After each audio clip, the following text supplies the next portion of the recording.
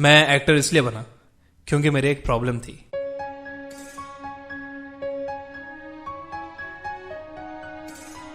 मैं एक इंट्रोवर्ट था। मैं फैमिली में सबसे छोटा था। मुझे इतना लाड़ प्यार मिला कि जब मैं घर से बाहर जाता था तो मुझे पता नहीं था कि लोगों से कैसे बात की जाती है। तो उस लाड़ प्यार की वजह से मैं एक शर्मीला और एक इंट्रोवर्ट बच्चा बन गया। मुझे अब भी बात करनी नहीं आती। मुझे स्टेज से डर लगता है। एज एन एक्टर मैं उन सब फैसिनेटिंग कैरेक्टर्स के पीछे छुप जाता हूँ जो कॉन्फिडेंट नजर आते हैं। मुझे पक्का यकीन है कि जब मैं आपकी उम्र का था तब मैं इतना स्मार्ट नहीं था जितने आप लोग हो।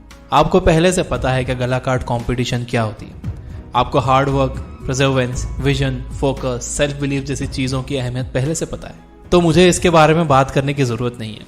मैं आपसे सिर्फ दो चीजों के बारे में बात करना चाहता हूँ, अपने सपनों का पीछा करना और अपने सपनों को असल में जीना।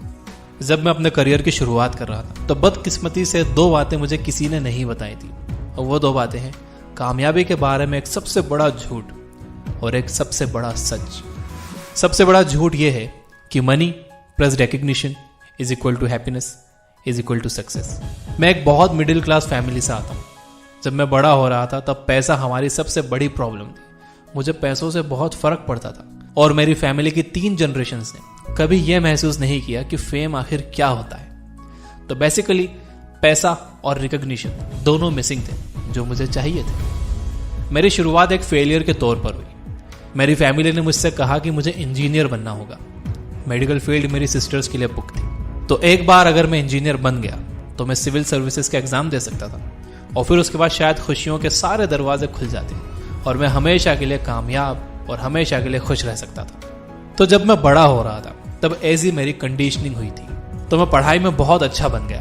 10th के एग्जाम्स में मैं काफ़ी अच्छे मार्क्स लाया और फिर मैं 12th के लिए दिल्ली चला गया। वहाँ मैंने एक अच्छे स्कूल में एडमिशन ले लिया और विद्या मंदिर, फिटजी समेत कई कोचिंग इंस्टीट्यूट्स में भी एडमिशन ले लिया। उस समय मैं मेरे जैसे ही 3 एस्पिरेंट्स के साथ रूम शेयर करता था। इसका मतलब वहाँ अपने स्कूल असाइनमेंट्स फिनिश करने के बाद, इंजीनियरिंग एंट्रेंस एग्जाम्स की पढ़ाई करने के बाद मुझे अपने कपड़े धोना पड़ते थे, खुद के लिए खाना बनाना पड़ता था। लेकिन मैं कंप्लेन नहीं करता था क्योंकि मैं अपनी लाइफ में पहली बार कामयाब इंसान बनने के बहुत करीब था। तो फाइनली मैं कई इंजीनियरिंग कॉलेजेस के लिए सिलेक्ट हो गया और मैंने डिसाइड किया कि मैं दिल्ली कॉलेज ऑफ इंजीनियरिंग में एडमिशन लूंगा। मेरी फैमिली में जश्न मन रहा था। फाइनली अब मैं रुककर सांस ले सकता था। मैं खुद से कह रहा था कि तुम्हें पता है, तुमने कर दिखाया, तुम्हें तो खुश होना चाहिए। लेकिन इससे काम नहीं बन रहा था। कुछ ना कुछ मिसिंग था। एक खालीपन को मैं महसूस कर सकता था। तो मैंने सोचा कि मुझे शायद और बड़ी कामयाबी की जरूरत है। जब मैं 18-19 साल का था तो किसी वजह से मुझे फ्यूचर में प्रेजेंट से ज्यादा खुशी और ज्यादा कामयाबी दिखाई देती थी। तो मैंने सिविल सर्विसेज के एग्जाम्स की तैयारी करना शुरू कर दी। मैं मान रहा था कि मैं इसे पास कर ही लूंगा, लेकिन मैं बोर हो गया और यूपीएससी एग्जाम्स बहुत दूर थे। इस दौरान मुझे थिएटर करने का ख्याल आया और मैंने सोचा कि मुझे अपनी शाइनेस खत्म करने के लिए डांस सीखना चाहिए। और एक रीजन ये था कि मेरे इंजीनियरिंग कोर्स में कोई लड़की नहीं थी। मुझे एक धोखे जैसा फील हुआ।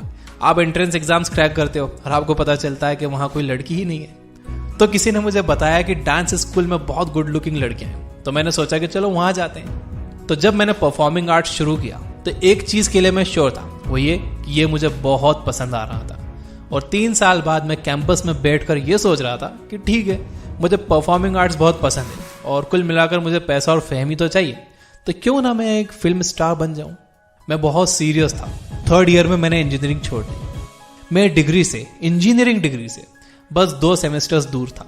मैं मुंबई आ गया और पूरी तरह से थिएटर में घुस गया और एक्टर बनने के लिए जो स्किल्स की जरूरत थी वो सीखना मैंने शुरू कर दी।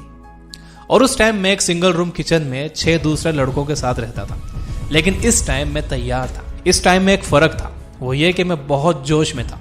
मेरा सेल्फ रिस्पेक्ट दांव पर लगा हुआ था। इसलिए मुझे हर किसी को एक बात साबित करनी थी।